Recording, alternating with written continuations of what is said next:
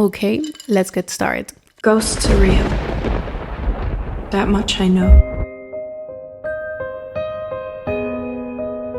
Hey horror freaks, welcome back to my channel. My name is Amanda. If this is the first time here, don't forget to subscribe and hit the bell icon so that you can get a notification every single time that I post a video, and I post every single week.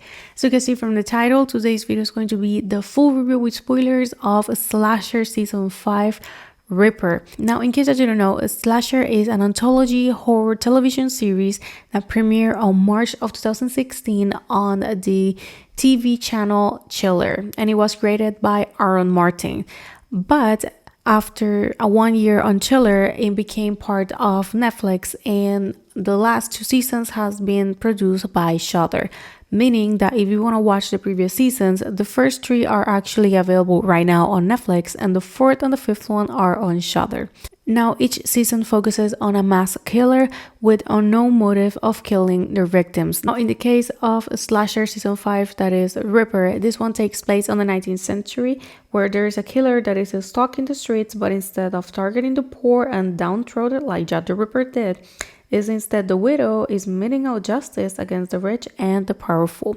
The season consists of 8 episodes. The first 2 were released on April 6th and the last 2 were released yesterday. And of course that they are all available to watch on Shudder. To give a brief summary of the story, we are on the 19th century in Toronto, and just like the plot and the title suggest, this series is inspired by the murders of one of the most famous killers, Jack the Ripper. Throughout these whole 8 episodes, what we're going to be seeing is a killer called the Widow, just like the plot says, killing one by one specific people that are part of the rich society in the 19th century of Toronto. Now, at first, we're going to be thinking that it's just picking out the rich, but as the series progresses, we're going to realize that they all have one thing in common. Going back in time to 12 years prior to the events and these murders, where a party for the rich took place on a house. Now, for the moment that this episode happens, we already know every single one of the characters that are present. This party ended with someone being killed. That was the maid, that they were making fun of her. She was being the joker, the entertainment of all these rich people. And the hostess, they weren't that kind, and they didn't handle pretty well what happened. They are awful. Being honest, those 2 are probably one of the worst characters in the whole season, and they got what they deserved. Now, once we have seen this flashback, we have a better idea of who could be the next victim and also who could be the killer. Because until that moment, we don't have a clear reason of why the widow is targeting and killing these people. But at least we know who could be the next victim and probably who is the killer. At least in my personal experience watching this season, I wasn't able to get right who was the person behind the veil and being the widow. But I was very, very surprised. It's not until the very last episode, the first 20 minutes, that we have the reveal. And I was very, very shocked. And it was that the maid that was killed, she had a daughter that was part of the service staff, and she was present on the party. She witnesses everything that happens on the party, including how her mother is mean the entertainment and the choke of the party. And she hears the hostess talking about the fact that she was killed and that they will not be doing anything about it. They took the girl to the streets. They took her out of their home because for them she didn't matter, but they forgot about her because 12 years later she's returning for them.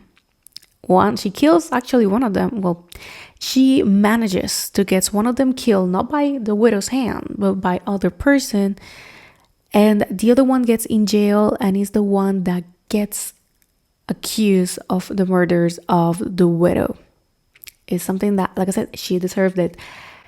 And the series concludes with the last one standing of the party being killed by the widow, and some people that decided to help her. One was the detective that was in charge of the case. At the end, he realizes that the widow was kind of doing justice. I have other characters. One of them, I was very suspicious of her, and that was, at least I got it right, that she was very suspicious, like a lot.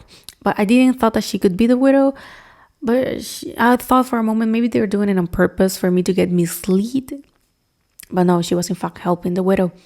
And the series concludes with a really good shot of the widow and a very powerful moment after killing the last one of the members of the party. And it ends just like that. Now, I will not be getting into that many details since I don't want to spoil the whole thing, since I just told you that it's the daughter of the maid, but you don't know who the maid is when you watch the series, and also who is the daughter, since they kind of look alike.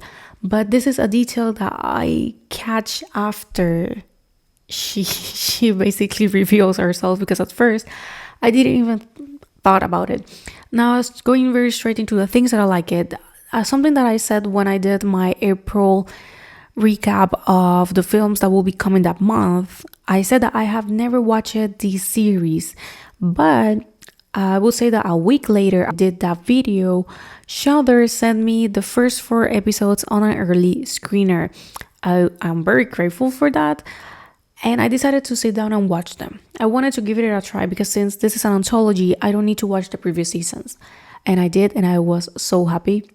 I watched those first 4 episodes and I was so hooked that I was dying for the weeks to pass by in order for me to watch the 5th and the rest of the episodes. That luckily, since Shudder keeps sending me the episodes, I ended up watching the episodes a week prior to their release, meaning that I watched the season finale last Friday. So I have been holding my opinion and this review for a whole week, but that gave me some time to really think about the ending and my whole opinion about this season.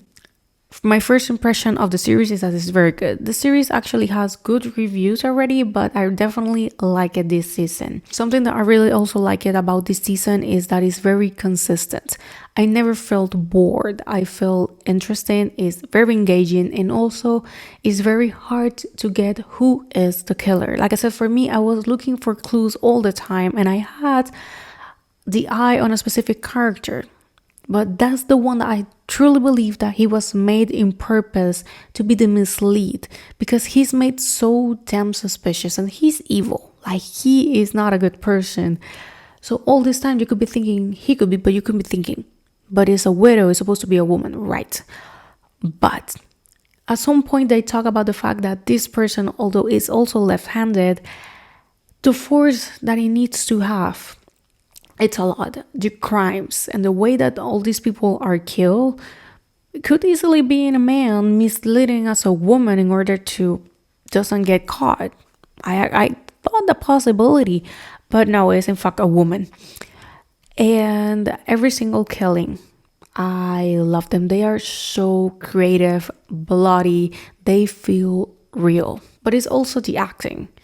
I think that in general, they did a pretty good job with the actors. I have never seen any one of them before, so I didn't have nothing to compare them. Maybe when I watch the other seasons, then I can do that, since I know that some of the actors, they do appear in previous seasons, but I think that they did a pretty good job. They were all pretty convincing.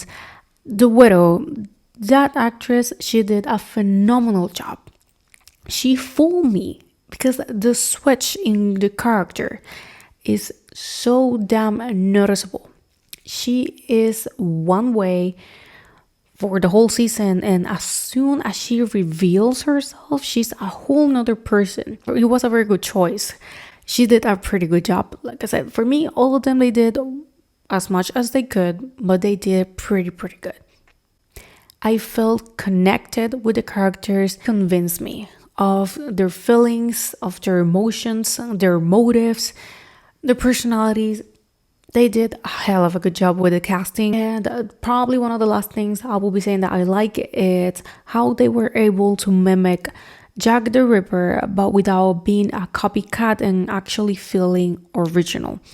You can really feel and see the influence of this case. And if you know about Jack the Ripper, you're going to see it even more fast. You're going to click it in your mind even faster. But if not, Jack the Ripper is a very interesting case. You can literally Google and millions of articles and information will pop. It's a very interesting case, but Here they took the essence of the case, but they molded in a way that feels original. And while that doesn't require a lot to do, like taking the essence of something and making it original, sometimes it doesn't work. There are plenty of films or series that they're using the same concept as other things and they don't work. But in the case of this season, it did really work. I dislike something? No. Being honest, I didn't dislike a single thing. I never felt that an episode wasn't meant to be there, that felt like a filler episode. Never felt that. For me, each episode was better than the other. The last episodes, they are brutal. They are, at least in my opinion, the best ones. The first episode, of course, is very good, but the rest of the season gets even better. So for me, I wouldn't say that it's 100% perfect, but it's almost there. I have nothing to complain, being 100% honest, but I don't also feel that this season is 100% perfect, but it's almost there. So I would say that this season is a 4.5 out of 5 and a 9 out of 10. Probably the only reason why I could be taking that half point out will be the acting, because like I said, they did a pretty good job with the cast. Members of the cast are better than others, but they aren't outstanding. Like I said, they did as much as they could and they did a pretty good job, but maybe they could have done a little bit, just a little bit better. But I will not get that picky. I am not that type of person, so I still enjoyed it. I had such a fun time. So for me, this will be, like I said, 4.5 out of 5, 9 out of 10, and a must watch.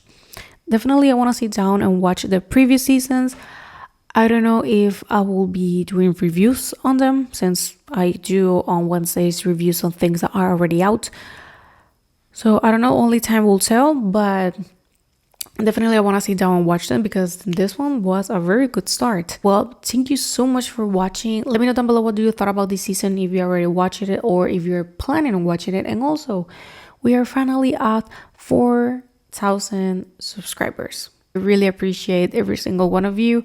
I left a post saying that I will be doing a Q&A of reaching 4,000 subscribers. So if you didn't saw that and you want to leave me a question for that video, you can leave it down below. I will be filming that video in a couple of days and uploading it next week. So this is your time in case that, like I said, you didn't saw it and you want to ask me something. It can be anything from horror, my opinion or something that you want to know about me. Because of course, I'm not going to assume that you have seen every single one of my videos. But well, thank you so much for watching and I will see you guys on the next one. Bye. It's real. That much I know.